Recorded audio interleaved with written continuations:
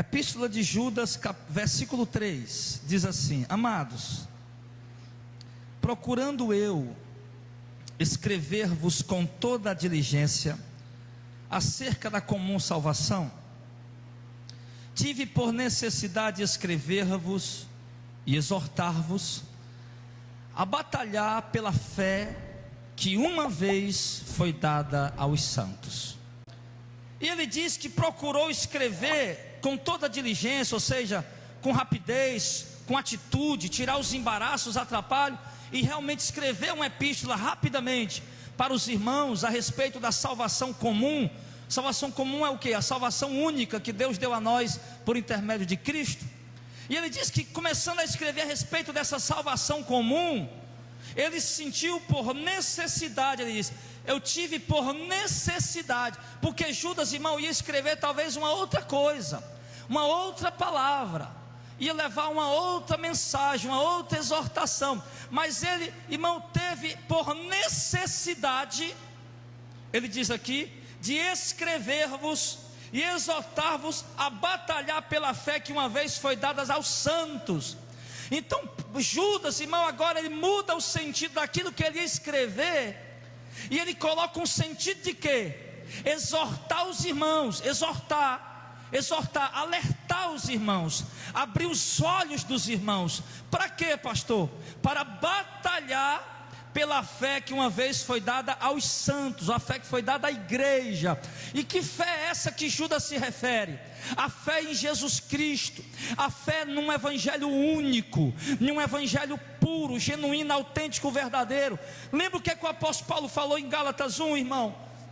Quando o apóstolo Paulo disse assim: se nós, ou um anjo do céu, pregar um outro evangelho que vá além desse que nós temos pregado, que ele seja amaldiçoado. E ele diz: assim como dissemos, outra vez repito, se nós ou um anjo do céu pregar outro evangelho que vá além desse, que seja amaldiçoado. Porque Paulo estava dizendo, irmão, que ninguém pode pregar um outro evangelho. Pastor, e o que é pregar um outro evangelho? Pregar um outro evangelho, irmão, é quando eu pego o evangelho de Cristo, eu pego aqui o evangelho de Cristo e escolho uma mensagem para pregar para vocês, dando um sentido, dando uma direção na mensagem que o evangelho não traz verdadeiramente. Eu adultero a mensagem, eu prostituo a palavra, eu distorço a mensagem do evangelho. Eu estou pregando Jesus? Estou anunciando um evangelho, entre aspas, estou, mas um outro evangelho. E Paulo deixa muito claro que não há outro evangelho, só há um evangelho. O evangelho é único, o evangelho é soberano, ele é a palavra de Deus, ele é o próprio Jesus Cristo, porque foi Jesus quem anunciou esse evangelho, e é o único meio, instrumento que pode salvar a sua vida, meu irmão, da condenação do inferno.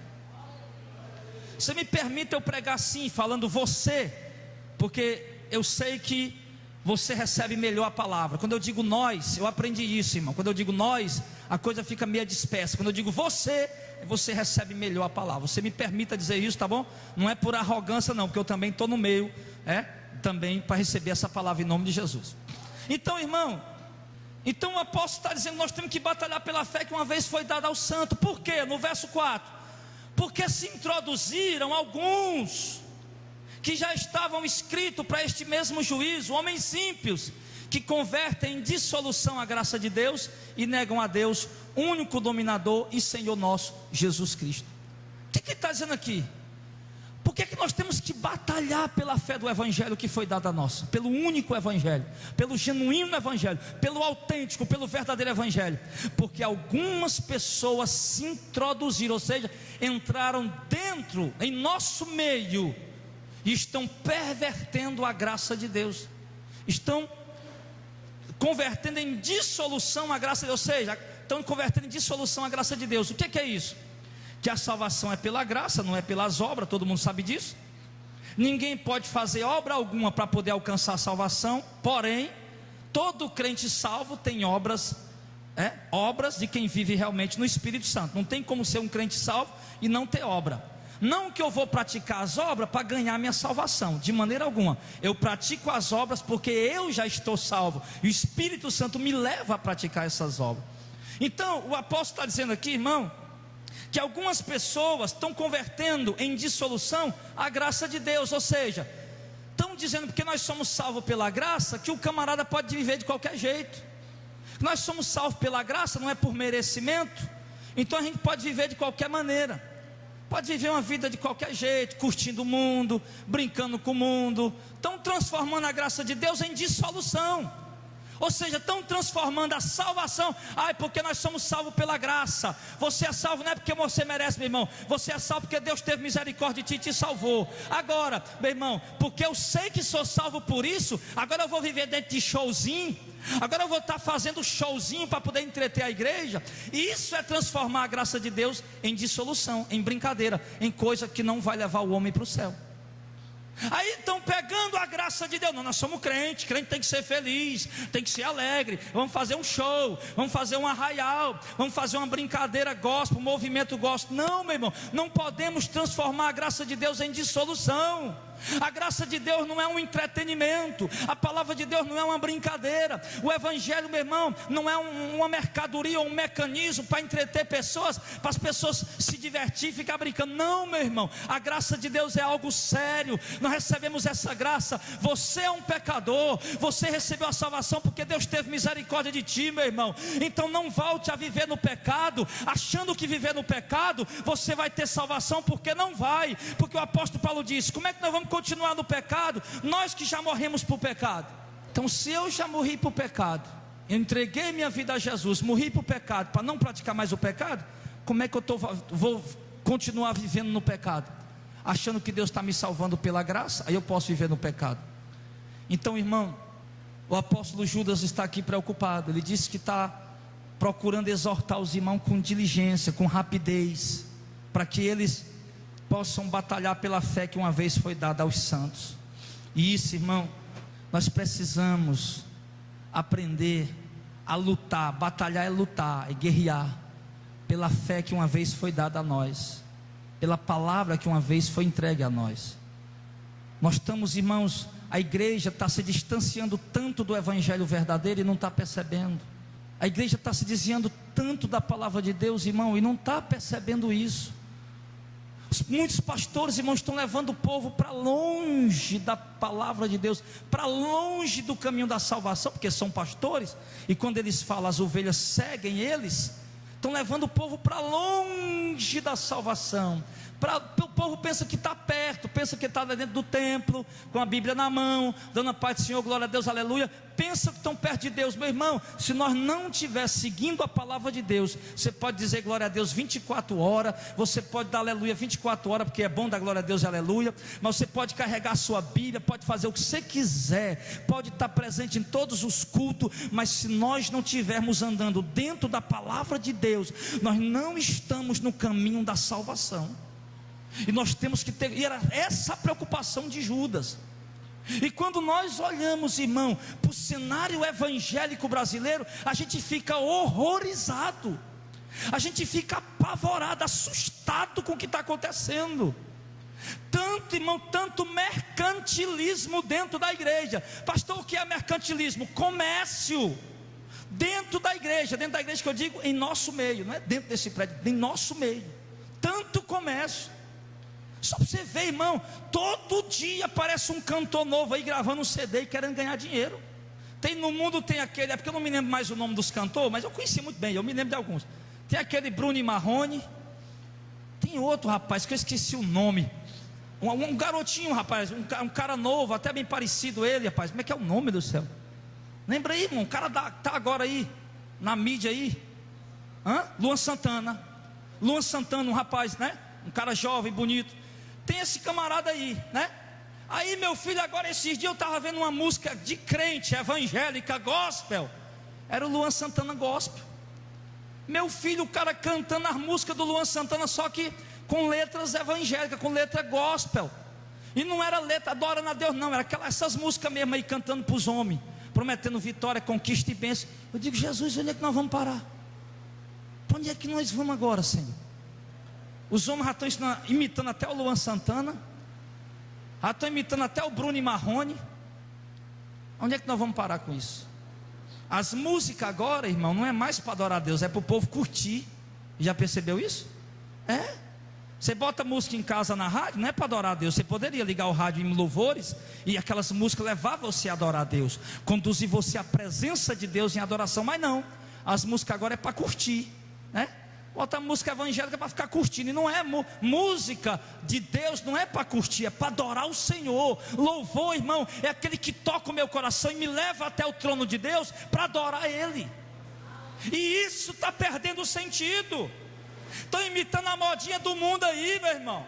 Estou imitando a modinha do mundo, por quê? Porque o mundo gosta de Luan Santana. Aí a igreja também tem vontade de Luan Santana. Vamos fazer um protótipo aqui, gospel do Luan Santana, e vamos lançar ele na mídia. Aí pronto, está aí o Luan Santana gospel, né? Cantando música gospel, para poder agradar os gospel da igreja.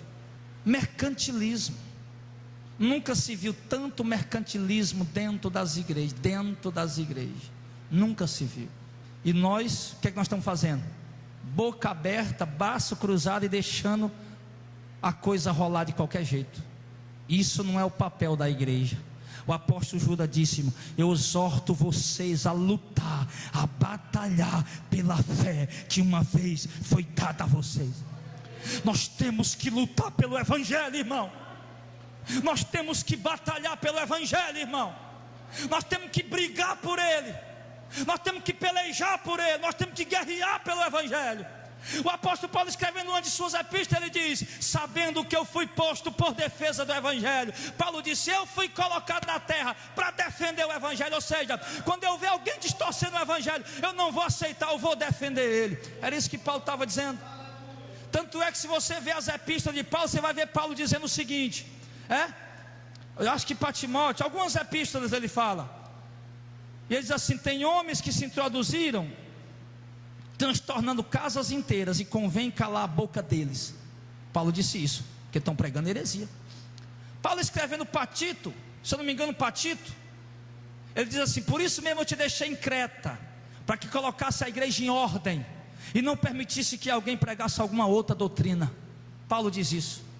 O apóstolo João também diz que nós não devemos receber em casa e nem tampouco saudá-los, aqueles que vêm até nós e que não traz essa doutrina, porque aqueles homens eram zelosos da palavra de Deus, irmão, e está faltando em nós hoje zelo pela palavra de Deus. Não existe mais reverência pela palavra de Deus, não existe mais zelo pela palavra de Deus. Há uma reverência falsa, há um zelo falso. Talvez o povo tenha zelo pela capa da Bíblia. Opa, é a palavra de Deus. Opa, peraí, opa, a palavra de Deus. Isso é um zelo sem sentido, meu irmão. Não fala ter zelo, não é por essas páginas, não é por isso aqui não. Isso aqui mesmo é papel, pode até arrancar e jogar fora. Quando ele diz ter zelo pela palavra de Deus, é pelo que está escrito. É o que está escrito aqui, é sagrado. Esse papel não é sagrado. Esse papel é papel comum. O pessoal diz: papel aguenta tudo, é verdade, mas esse papel aqui está levando a palavra de Deus, e nós temos que ter reverência a essa palavra, temos que ter respeito a ela, meu irmão. E está faltando isso. Está faltando reverência, está faltando respeito à palavra de Deus. A igreja não está mais lutando pelo verdadeiro evangelho. Todo mundo é uma benção. Acaba, vai na igreja, numa igreja que prega o evangelho verdadeiro. Rapaz, essa igreja é uma benção, esse pastor é uma benção. Aí vai na esquina, na vizinho, vai no lado, numa igreja de um falso profeta, de um caba que fica saqueando o povo com negócio de dízimo, que o povo é ladrão se não der o dízimo, fica com negócio de voto, oferta alçada, um monte de coisa aí, que não tem nada a ver com a nova aliança. Fica aí como o púlpito parece uma prateleira de uma mercearia. E aí, meu filho, o que é que você vai levar hoje? Diga aí, você quer o que? Quer um CD aí? É um DVD? O que é que você quer? O púlpito parece uma prateleira de uma mercearia. O cara só prega prosperidade, bênção, vitória, conquista, não doutrina as ovelhas, não ensina o caminho da salvação. Aí você vai lá, aí volta: eu vou uma benção. Que benção o quê, meu irmão? Aquilo é uma maldição, é uma obra do inferno, e você vem me dizer que é uma benção. Tenha cuidado, meu irmão. Tenha cuidado, porque você pode estar chamando de bênção alguma coisa que é amaldiçoada. Aprenda a batalhar e defender pelo santo evangelho do reino. Aprenda. Sabe qual é o nosso problema? A gente quer ser legal com todo mundo. Eu aprendi que nós não temos que ser legal, nós temos que ser verdadeiro. E as pessoas vão nos amar se verem a verdade de Deus em nós. Amém? Seja verdadeiro e você terá muitos inimigos, os que não são da verdade. mas você terá muitos amigos e pessoas que te amam e que vão orar por você, porque são pessoas que são da verdade. Ele nos ensina a exortar, a batalhar pela fé que uma vez nos foi dada. É muito difícil encontrar um crente hoje, irmão, que tenha convicção de uma coisa errada, de que uma coisa é certa. É muito difícil encontrar hoje. Por exemplo, você encontra crentes que ouvem a pregação, por exemplo, começo na igreja é pecado, é errado, Deus não aceita. Você encontra crente que concorda, boa, concordo, todavia congrega numa igreja como essa. Aí vai entender, cadê o zelo pelo evangelho? Cadê a batalha pelo evangelho? Cadê? A gente fica engolindo tudo, fica aceitando tudo que apresentam para nós com nome de bênção, e vamos aceitar simplesmente. Eles distorceram o evangelho, distorçar o evangelho, que é o único instrumento de salvação para a vida do homem. Irmãos, a Bíblia diz em Mateus capítulo 25, que apenas uma metade da igreja vai ser salva, apenas uma metade da igreja vai ser arrebatada, vai subir. Parábola das 10 virgens, uma metade sobe, outra metade não sobe. E eu estou começando a acreditar, irmão, que tem algum relacionamento isso com a perdição que o povo está seguindo do falso evangelho. Porque a Bíblia diz em 2 Tessalonicenses capítulo 2, que antes da vinda de Jesus ia se levantar um espírito de apostasia dentro da igreja. Uma apostasia ia acontecer dentro da igreja, ou seja, as pessoas iam abandonar a fé no verdadeiro evangelho.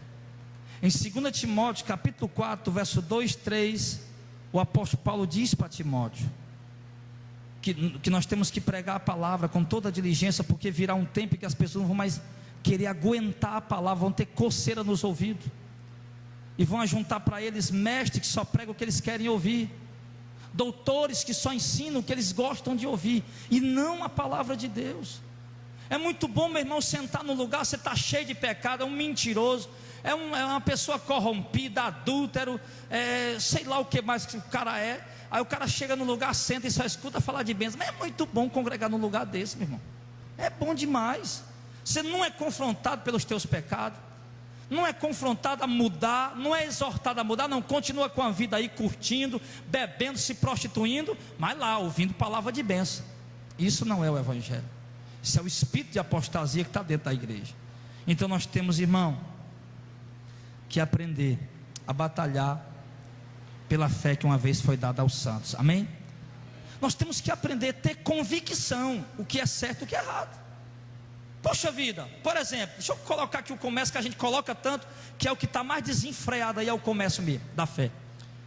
Poxa vida, se a palavra de Deus me mostra em Mateus capítulo 10, verso 8, João capítulo 2, verso 16, 2 Pedro capítulo 2, versículo 1 ao 3, se a palavra de Deus me mostra em outras passagens bíblicas, que agora não me vem à memória, que em Atos capítulo 8 e outras passagens, que não é aceito, a obra de Deus não é um comércio, que a obra de Deus não é uma mercadoria, que os crentes não são consumidores, são ovelhas que estão caminhando para ser salvas. Vocês não estão aqui para comprar alguma coisa, vocês estão aqui para aprender a palavra, para ser salvo. Vocês não vieram para uma mercearia, para um shopping, vocês vieram para ouvir a palavra de Deus. Você não tem que sair daqui para comprando nada aqui dentro.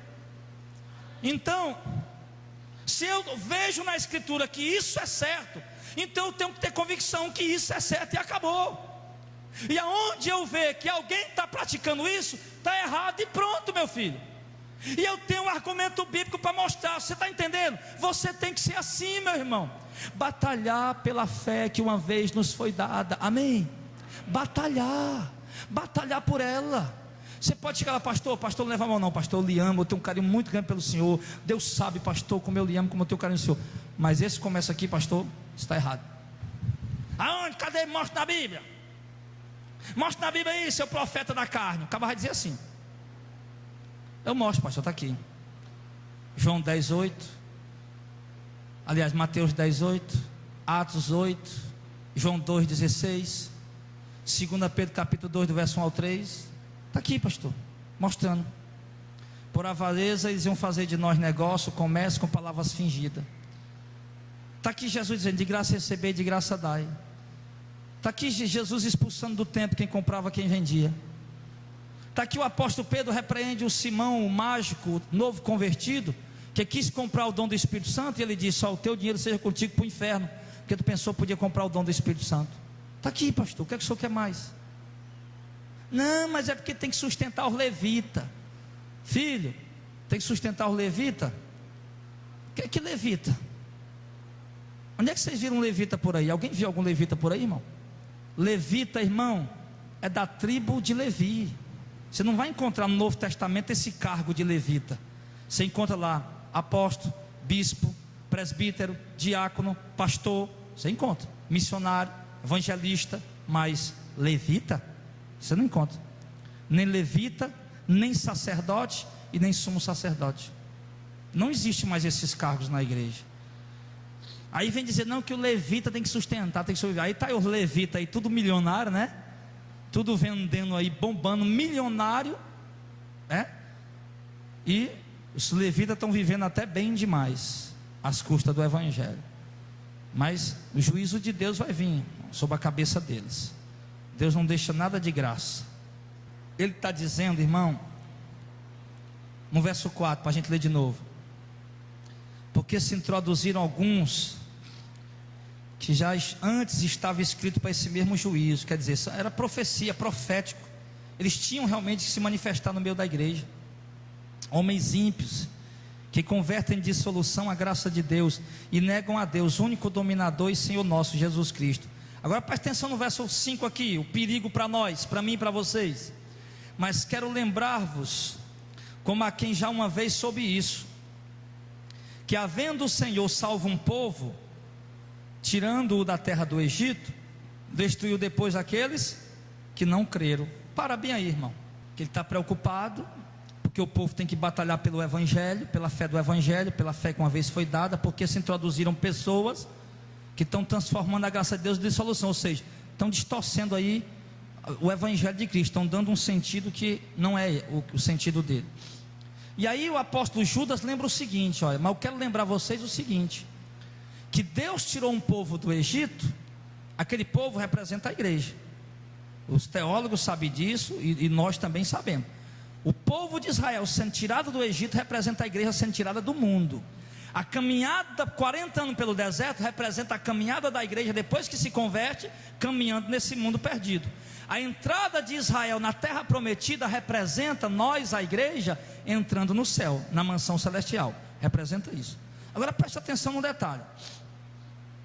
O que ele diz no verso aí, ó, que Deus tirou um povo do Egito e depois destruiu aqueles que não creram. Está escrito aí? O que é isso? Deus tirou todo mundo do Egito. Está lá, a nação de Israel que representa nós, a igreja. Aí está lá o povo andando no meio do deserto. Deus falando com Moisés e Moisés falando com o povo. Deus dizendo a Moisés e Moisés dizendo para o povo o recado de Deus. Aí começou a surgir algumas pessoas querendo ser líder lá dentro, querendo ser líder, né? Querendo tomar o lugar de Moisés. Datã, Abirão, Corá, alguns e outros querendo tomar o lugar de Moisés, querendo ser líder e querendo conduzir o povo por um outro caminho, por uma outra doutrina. E aí, meu irmão, o que é que aconteceu? Deus destruiu aqueles que não creram. Quem conhece a história sabe disso.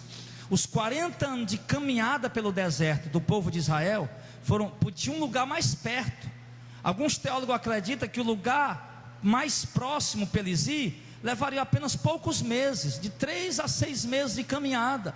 E Deus levou por um caminho, irmão, de 40 anos de caminhada no deserto. 40 anos. E aquela caminhada de 40 anos foi para quê, pastor? Para provar a fidelidade do povo.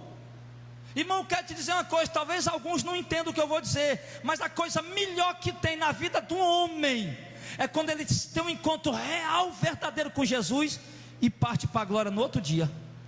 A irmã Lidiane disse aqui, minha mãe partiu para Jesus. Eu digo, glória a Deus, quem tivesse sido eu. Falei com sinceridade, Deus sabe que eu não estou mentindo. Então, ela chorou, claro, a mãe dela, né? Mas porém, o consolo que Deus dá a ela, saber que a mãe dela agora, meu filho, está num lugar de glória, isso aí, meu filho, isso é incomparável.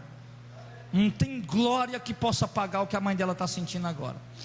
Então, meu filho, deixa eu dizer para você, Então Deus foi tirando aquele povo do Egito para colocar na terra prometida. Deus tirou a gente do mundo, tirou você do mundo, para colocar você na terra prometida, nas mansões celestiais. Só que esse percurso que nós estamos tendo agora, esse deserto do mundo, um mundo prostituto, um mundo imoral, lascivo, cheio de pornografia, cheio de desonestidade, um mundo perdido e depravado, cheio de dor, sofrimento, tristeza, angústia, tentações, propostas inconvenientes, ou seja na área sexual, ou seja na área financeira, seja em qualquer área, mundo depravado. Aí nós estamos nesse mundo velho, nesse deserto. Nós fomos tirados do Egito, igual o povo de Israel. Estamos caminhando aqui no meio dessas tentações e provações. Deus está provando a nossa fidelidade nesse período.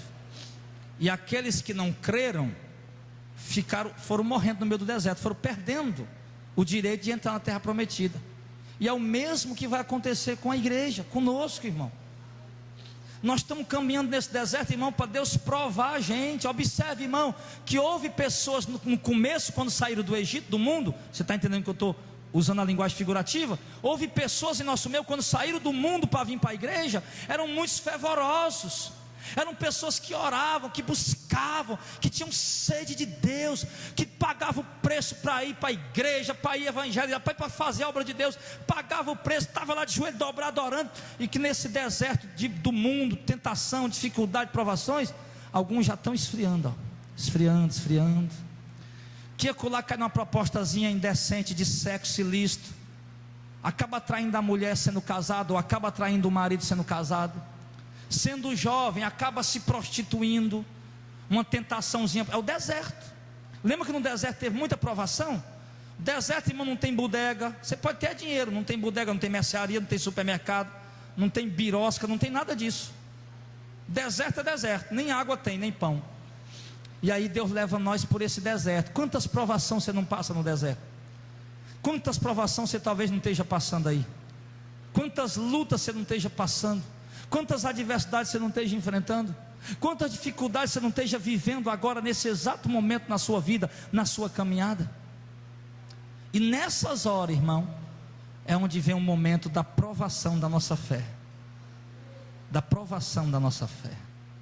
É onde o diabo se aproxima para oferecer o que você está precisando, de uma forma ilícita, de uma forma ilegal, de uma forma errada. E é onde Deus fica parado, olhando para ver se você vai aceitar, porque é a tua necessidade, se você vai aceitar, ou se você vai confiar nele, mesmo Deus estando calado. E quando o homem confia em Deus, mesmo sem saber o que Deus vai fazer, e rejeita a tentação, a oferta, mesmo sem saber o que vai acontecer amanhã, mas Deus se agrada da vida desse homem, meu irmão. Deus se alegra com a vida desse crente. Mas tem muitos que não.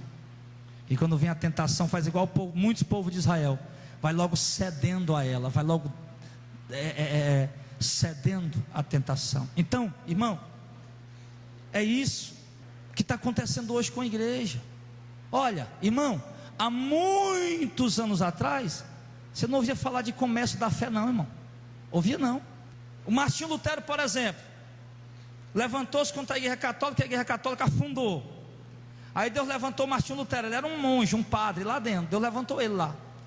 Martinho Lutero escreveu vários livros, livretinhos pequenos, livros escritos e distribuindo lá, lá no país onde ele estava divulgando essa palavra, na Alemanha.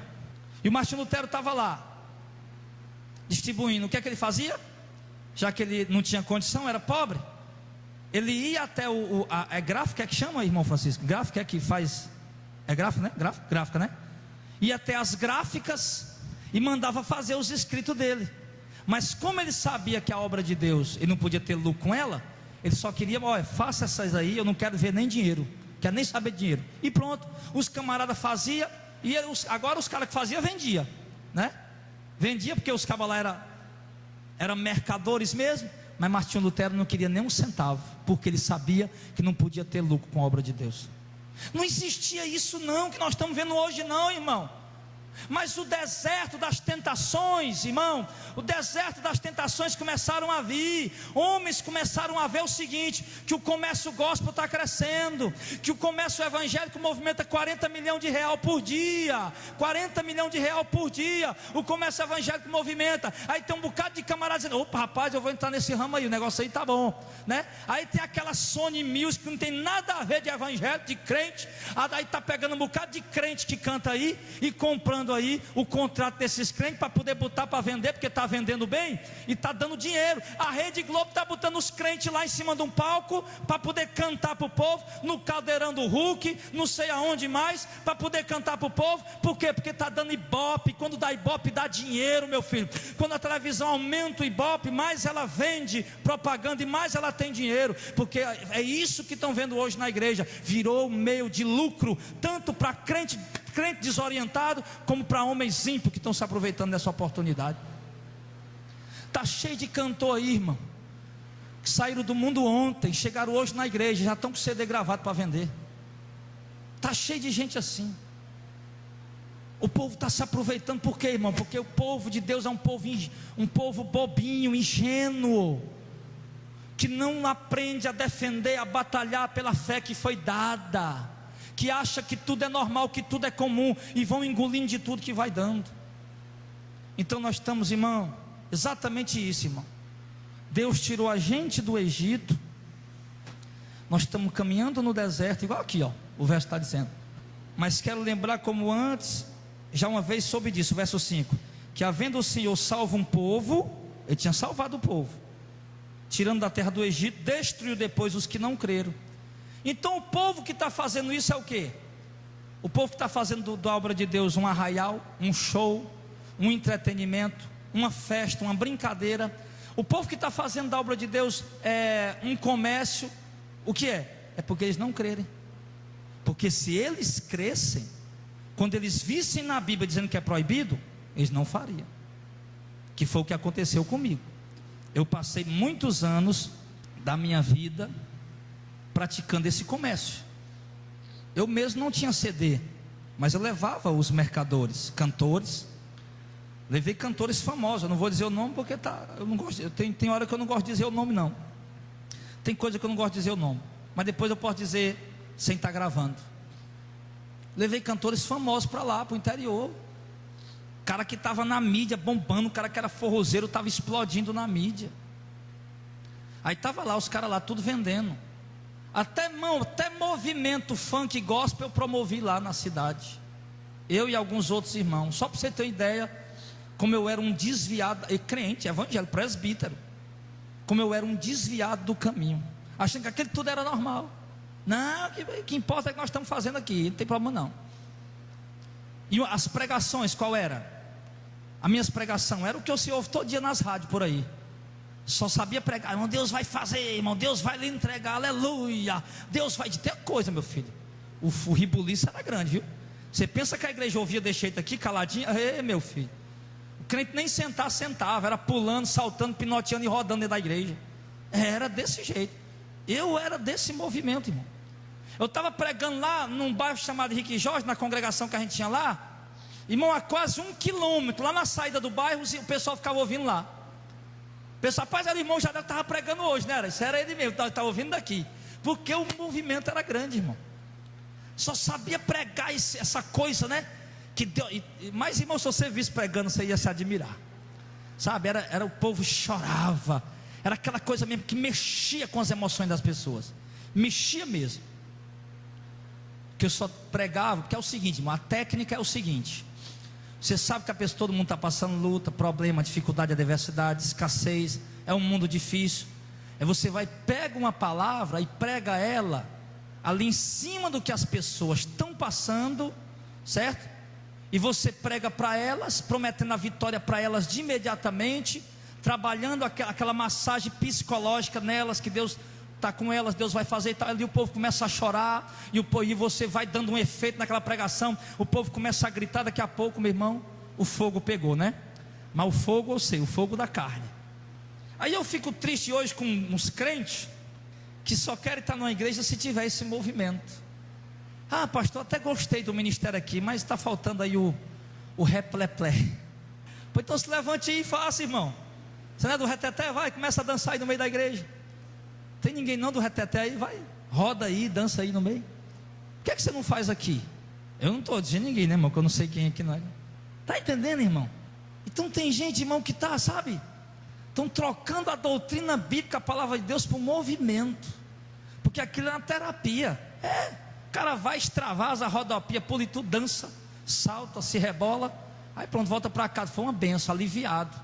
Mas o que? Ele não sabe que aquele alívio não vem do Espírito Santo, não vem do agir de Deus. É um alívio como se faz um alívio numa terapia com um psicólogo. Pronto. Você vai num psicólogo, está carregado, conversa com ele um pouco, ele faz ali algumas coisas, você sai dali mais leve. Mas você saiu salvo? Você saiu conhecendo a Bíblia? Não saiu. Você saiu aliviado por quê? Um tratamento psicológico, meu filho. Tratamento emotivo, emocional, só isso. Agora, quando você escuta uma palavra verdadeira, fiel, genuína, e você se alegra, e dá glória a Deus e aleluia, e sai se sentindo leve, aliviado, e aprendeu a doutrina, aí sim, aí foi Deus que operou na tua vida. Você chorou, se derramou, pranteou, aí foi Deus que agiu. E é bom quando a gente chora realmente num louvor que adora a Deus. É bom quando a gente chora realmente numa palavra verdadeira que toca o nosso íntimo. É maravilhoso, é bom demais. Mas com movimento, isso traz um efeito bom para a nossa vida. Mas com movimento não. O movimento não passa de movimento. Então, Deus destruiu os que não creram. Irmão, deixa eu falar para você uma coisa. Faça o seguinte: nós temos culto aqui, ó, quarta, sexta e domingo. Não perca não os cultos, tá bom? Quarta e sexta, 7 da noite, domingo, 6 horas da noite. Venha para os cultos.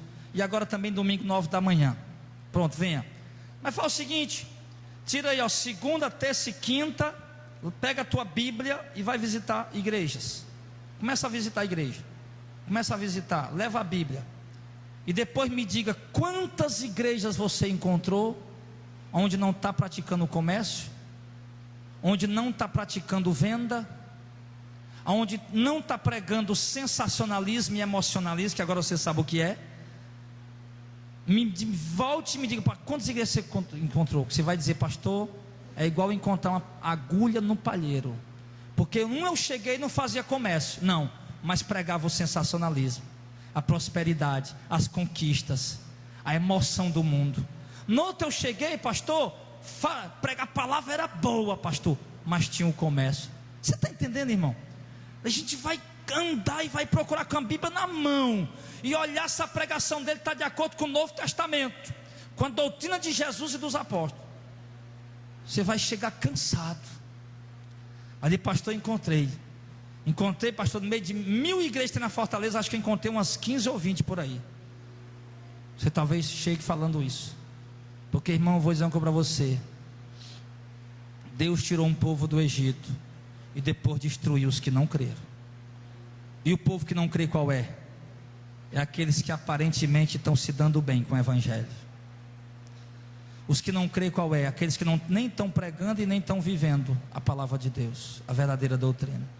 Então, o que é que ele quer dizer com isso? Se Deus destruiu eles, obviamente Deus irá destruir também aqueles também hoje que não estão crendo.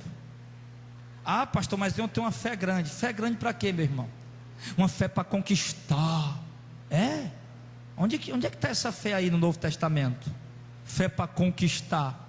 Fé para conquistar, aquele empresário incrédulo, endemoniado, que tem 10 mulheres, também tem. Por isso que ele está rico. Fé para conquistar todo mundo tem. Agora, fé para renunciar à vida, que é a fé que o Novo Testamento ensina, você tem essa? A fé para abrir mão das cobiças, das ganâncias, até para vender as riquezas e repartir com os pobres. Não é para trazer para o pastor não, para repartir com os pobres. Você tem essa fé? Essa é a fé. Você não tem? Então você não tem fé não, meu filho. Você pensou que tinha fé. A fé que você tem não é uma fé bíblica, é uma fé humana, carnal. Não é uma fé bíblica, essa fé não pode lhe dar salvação. E ele diz aqui, verso 6: e aos anjos que não guardaram o seu principado, mas deixaram a sua própria habitação. Presta atenção o que é que ele diz dos anjos. Não guardaram o seu principado, mas deixaram a sua própria habitação. Reservou na escuridão e em prisões eternas até o juízo daquele grande dia. Presta atenção aqui numa coisa. Ele está dizendo o que aqui? até os anjos. Anjo estava no céu, seres angelicais, que não tem matéria, não são de carne e osso, são seres espirituais, que estão nos céus, ao lado de Deus, que não guardaram a posição deles, o principado deles, ou seja, a autoridade que Deus tinha dado a eles. Até os anjos que se corromperam, Deus jogou eles nas trevas, na escuridão eterna, guardados para o dia, para o juízo daquele grande dia. Até os anjos Deus expulsou de lá. Até os anjos Deus expulsou do céu. Já estava lá. Só porque foram rebeldes, se rebelaram contra Deus, desobedeceram, se desviaram da verdade. Você está vendo como é sério? E agora no verso seguinte: assim como Sodoma e Gomorra e as cidades circunvizinhas, que havendo se corrompido como aquele tipo, como aqueles, ido após outra carne, foram postas, por exemplo, sofrendo a pena do fogo eterno. Amém. Que também Sodoma e Gomorra, duas cidades, lá em Gênesis 19, e as cidades vizinhas, redor, havendo se corrompido como aqueles, ido após outra carne, ou seja, começaram a se desviar, se corromperam tanto, a prostituição era tão grande em Sodoma e Gomorra, irmão. O grau de homossexualismo era tão grande, mas tão grande, só que não chegava a ser igual ao Brasil não, que o Brasil hoje está depravado demais. Está demais. Agora esse dia fizeram uma marcha aí, eu não tinha visto. Uma irmã mandou umas fotos para minha esposa e a gente viu. Os homossexuais vestidos com as roupas lá rosa, né? Pendurado na cruz, não sei se alguém viu essas fotos, e se beijando um ao outro. Se beijando um ao outro, irmão. Um ao outro. E fazendo movimentos eróticos lá, né? Mangando da cruz, zombando da cruz de Cristo. Então hoje está pior do que Sodoma e Gomorra. Mas, olha, Deus, a cidade de Sodoma e Gomorra, irmão, o pecado tinha subido demais. E Deus destruiu eles, irmão, com fogo e enxofre que caiu do céu. E aqui o texto diz o quê? Foram postas, por exemplo, sofrendo a pena do fogo eterno. O que é isso? Se Deus condenou os israelitas que saíram do Egito, que era povo dele, e Deus condenou porque não guardaram a palavra. Se Deus condenou os anjos que estavam no céu porque não guardaram a palavra, muito mais Deus condenará também todo aquele, mesmo sendo igreja, que não guardar e não zelar pela sua palavra.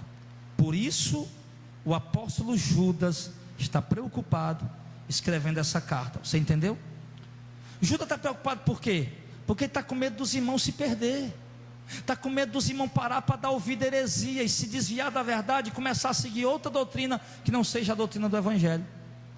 Só que hoje uma situação um pouco diferente.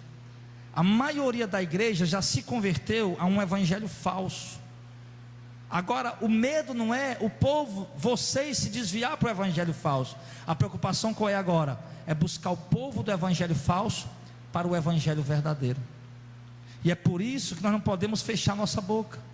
É por isso que vocês têm que pregar nas ruas. É por isso que vocês têm que pregar na vizinhança, evangelizar.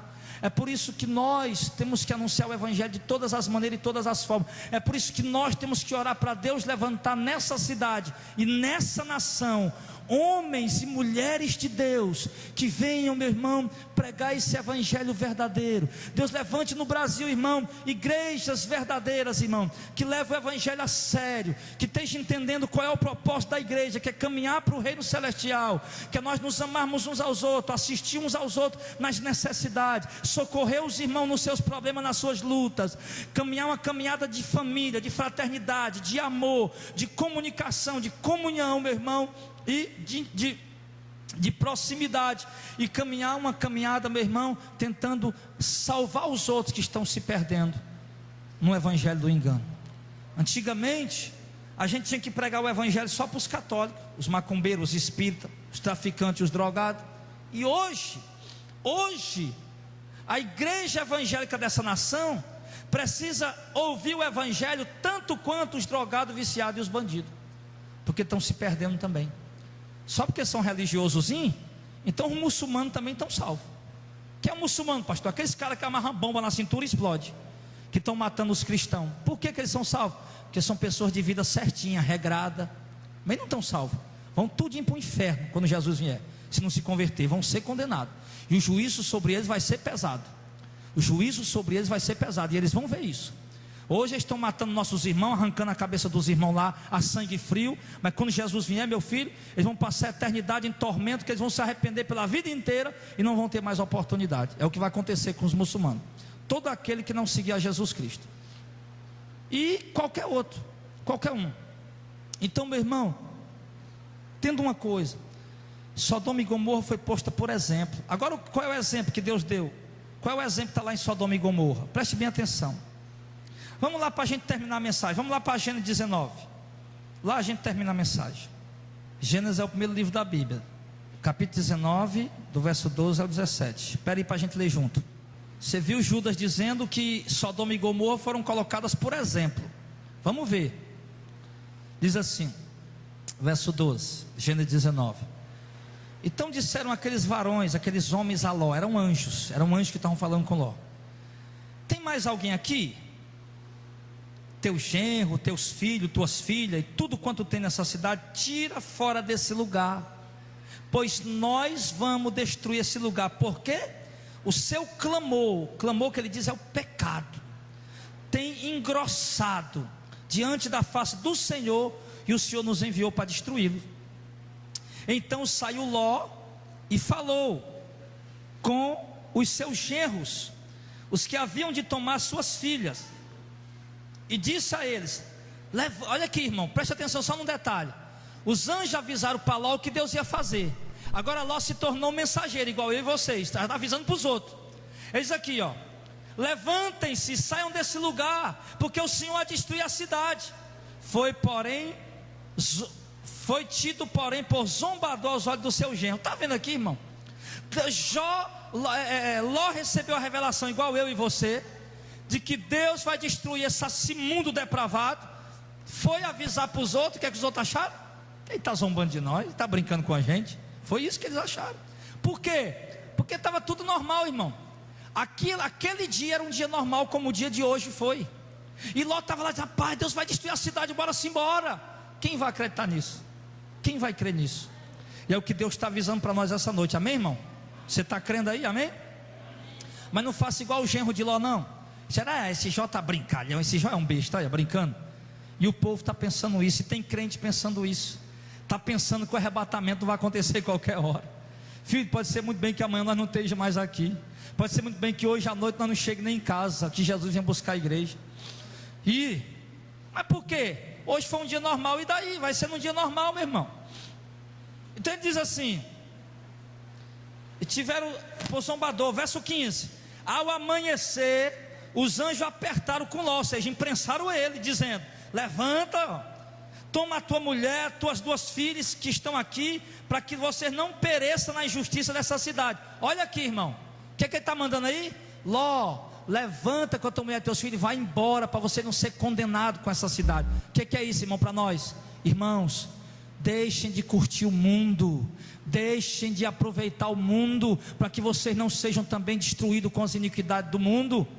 Verso número 16: ele porém se demorava. O Ló estava lá demorando, meio indeciso, igual alguns de nós, estava ali meio macio na decisão. E aqueles varões, os anjos, pegaram ele pela mão, e pela mão de sua mulher, e pela mão das suas filhas, sendo-lhe o Senhor misericordioso. Olha aqui, a misericórdia de Deus era tão grande, que Deus mandou os anjos pegar na mão deles e levar eles à força para fora.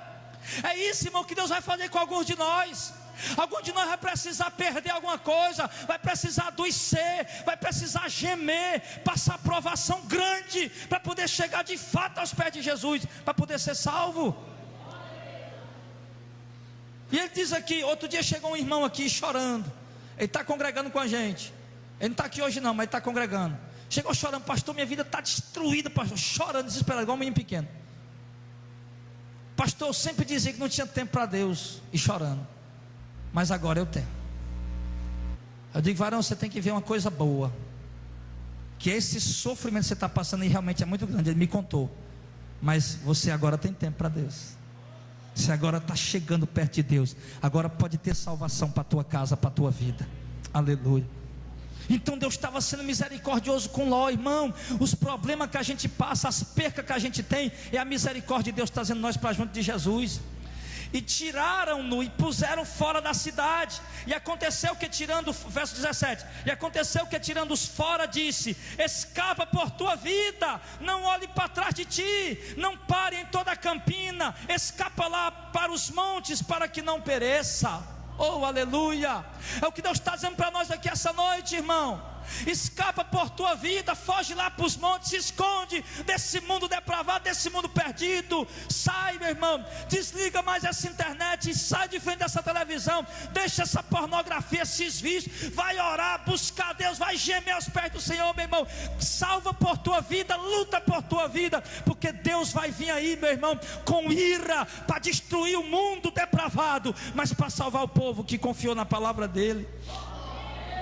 Foge, salva por tua vida, não olha para trás. Olha aí, não olha para trás. Por quê, irmão? Porque Ló chegou em Sodoma muito rico, muito rico. Ló era muito rico, mas não deu tempo dele tirar nada, não deu tempo dele tirar a riqueza de lá. Ele disse: não olha para trás não, Ló, vai embora. Ou seja, as riquezas que estão adiante de ti são maiores que tu está deixando para trás. As riquezas que estão lá no céu guardadas para nós são maiores do que qualquer coisa aqui nesse mundo. Aí no verso 21 ele diz assim: eis aqui, tenho aceitado também este negócio, para não derribar esta cidade que falaste.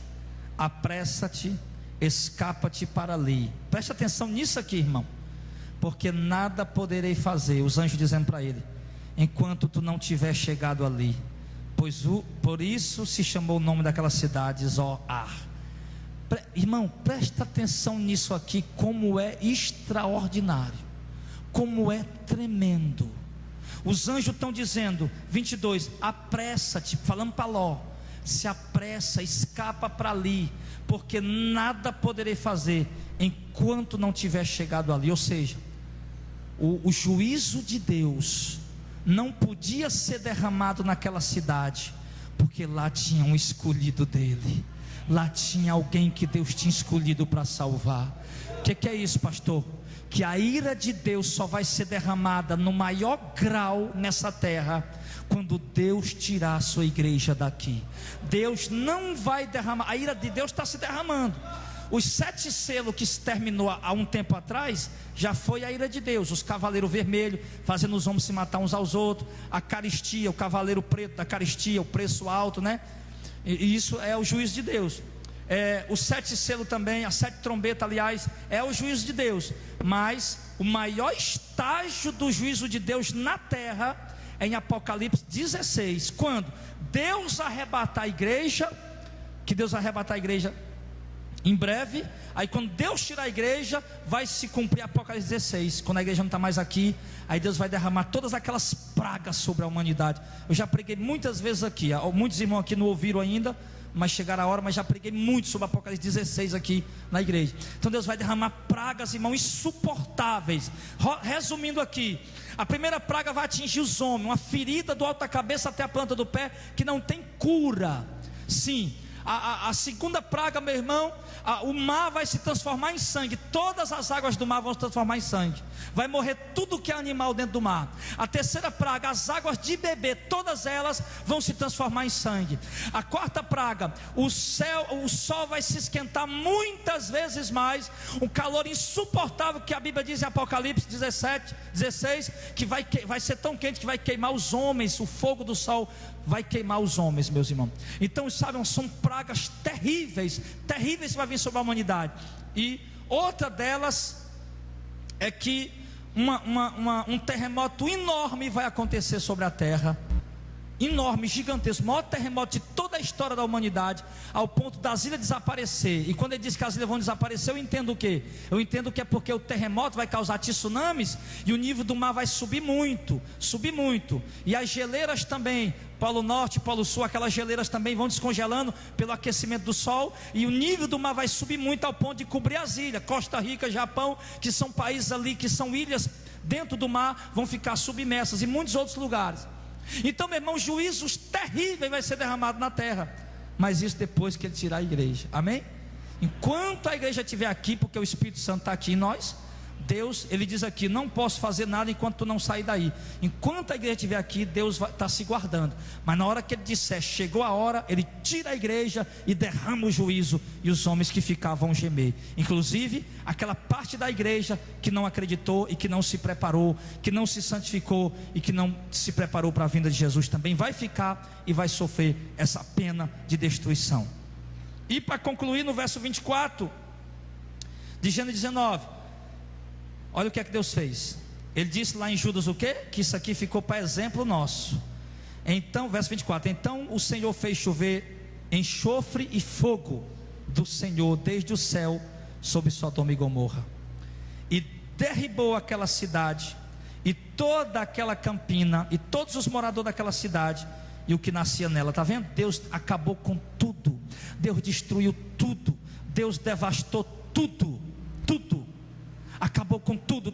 Foi o juízo de Deus. O que é que Judas falou? Ficou para exemplo nosso. O que Deus fez com Sodoma e Gomorra representa o que Deus vai fazer com o mundo quando Ele tirar a igreja. Agora, pastor, a igreja está livre, tá, mas preste atenção numa coisa.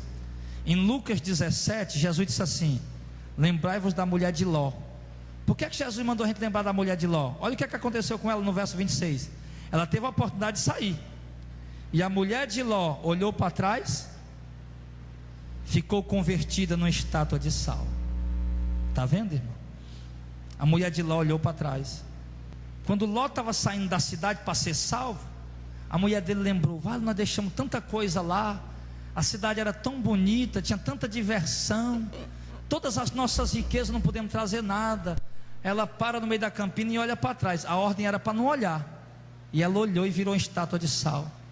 E tem muitos crentes, meu irmão, transformando, tendo a oportunidade de salvação, mas se transformando em estátua de sal, recebendo a condenação junto com o mundo, porque ela foi condenada junto com Sodoma e Gomorra, do mesmo jeito.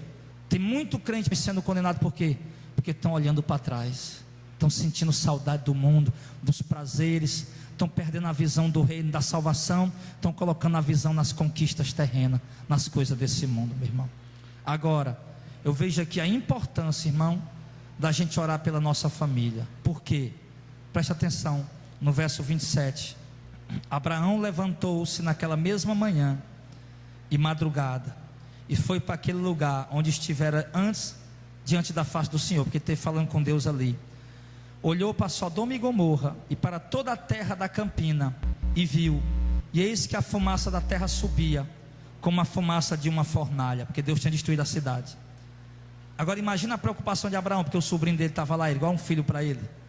E aconteceu que, destruindo Deus a cidade da campina, Deus se lembrou de Abraão e tirou Ló do meio da destruição, derribando aquela cidade em que Ló habitava. O que é que eu aprendo aqui para terminar a mensagem, irmão? Que quando Deus disse a Abraão que ia destruir aquela cidade, Abraão começou a orar, pediu para Deus livrar Ló. E o texto diz aqui, ó, verso 29: e aconteceu que, destruindo Deus a cidade da campina, Deus se lembrou de Abraão e tirou Ló do meio da destruição. Amém? Abraão estava olhando e vendo a cidade pegando fogo, com dúvida talvez: será que Deus livrou Ló ou não? Será que Deus salvou Ló ou não? Mas Deus, pela oração de Abraão, Deus tinha salvado Ló. Não pare de orar pela sua família, não pare de orar pelos seus filhos, pelos seus familiares, pelos seus parentes. Não pare de orar, porque mesmo que Deus te leve e você em vida não veja teus filhos salvos, mas a tua oração vai ser honrada. Assim como Abraão não teve certeza, será que Deus salvou Ló ou não? Ele não estava vendo, mas Deus tinha salvado. Você vai partir para a glória um dia. Se você morrer antes de Jesus vir, você vai partir para Jesus. Mas eu posso te dizer, continue orando pela tua família, que embora você não veja seus filhos salvos, quando você estiver lá, que Jesus chegar lá, que a igreja for arrebatada, você vai se encontrar com aqueles, tua família, que você orou por eles. Porque Deus, assim como ouviu a oração de Abraão, Deus também, eu creio, que está ouvindo a nossa, para salvar a nossa família. O texto está dizendo que Sodoma e Gomorra ficou por exemplo para nós. Por quê? Porque Deus destruiu um povo. Primeiro, os judeus que não obedeceram a dele, era povo dele, mas não obedeceram, Deus destruiu. que representa a igreja, a parte da igreja que vai perecer também, porque não quer obedecer a Deus. As 5 virgens loucas, as 5 virgens loucas. E Deus também destrui o povo de Sodoma e Gomorra, que representa essa sociedade depravada, caída, esse povo que quer viver se prostituindo, bebendo em farra, em orgias, nas curtições do mundo. Por exemplo, talvez, hoje eu vi que vai ter um jogo do Fortaleza, eu não sabia não, quando eu vinha ali cruzando o sinal, tá aí a Janaína vinha também, a minha esposa, eu vi os caras vestidos com a roupa do Fortaleza, o terno. Aí eu digo, hoje vai ter jogo. Ele não só veste a roupa quando tem jogo. Talvez tenha crente, entre aspas, né, que não esteja no culto hoje, porque ficou assistindo o jogo do Fortaleza. Sei lá nem com quem o Fortaleza vai jogar, e nem me interessa, né? Que Fortaleza, meu filho, vá para onde ele quiser ir. Eu quero ir para o céu. Agora eu vou dizer uma coisa para você, meu irmão. Crente deixando de vir culto para assistir jogo. Deixa eu dizer uma coisa para ti, meu irmão. A Bíblia já diz que muitos são chamados e pouco escolhidos. Que uma metade da igreja vai subir. Se o povo que está orando, gemendo, buscando a Deus, talvez ainda corra o risco de alguns ficar. Imagina os que não estão nem aí para isso. Filho, isso aqui que nós ouvimos hoje é muito sério. Vamos lutar pela fé do Evangelho, amém? Vamos voltar a ser aqueles crentes que nós tínhamos que ser sempre. Aqueles crentes como foi Paulo, Pedro, João, Estevão, Filipe. Vamos voltar a ser aqueles crentes como nós nunca devia ter deixado de ser. Mulheres que buscam santidade, homens que buscam santidade, homens que estão ligados, não estão ligados com as coisas do mundo, que se desligaram das coisas do mundo, mulheres que se desligaram das coisas do mundo, pessoas que não têm mais cobiça de ter isso, de ter aquilo. Compra quando precisa, Deus dá condição, comprou, estava precisando, comprei, foi bom comprar tal, mas não estou cobiçando isso, não estou cobiçando aquilo. Pessoas que tiram os olhos do mundo, vamos voltar a ser aqueles crentes, meu irmão, igual o povo da igreja no tempo dos apóstolos, um povo que está esperando a qualquer hora o arrebatamento acontecer. Aquele povo venderam, faz riqueza que ele tinha, trouxeram para a igreja e disseram, está aqui apóstolo, reparta com os irmãos pobres, porque nós estamos esperando Jesus vir a qualquer momento, e nós vamos já morar no céu. Vamos viver, meu irmão, dessa forma, meu irmão, como se Jesus viesse realmente hoje, sabendo que ele pode vir a qualquer hora, e você não vai perder nada por estar esperando ele vir. Se prepare para essa hora em nome de Jesus.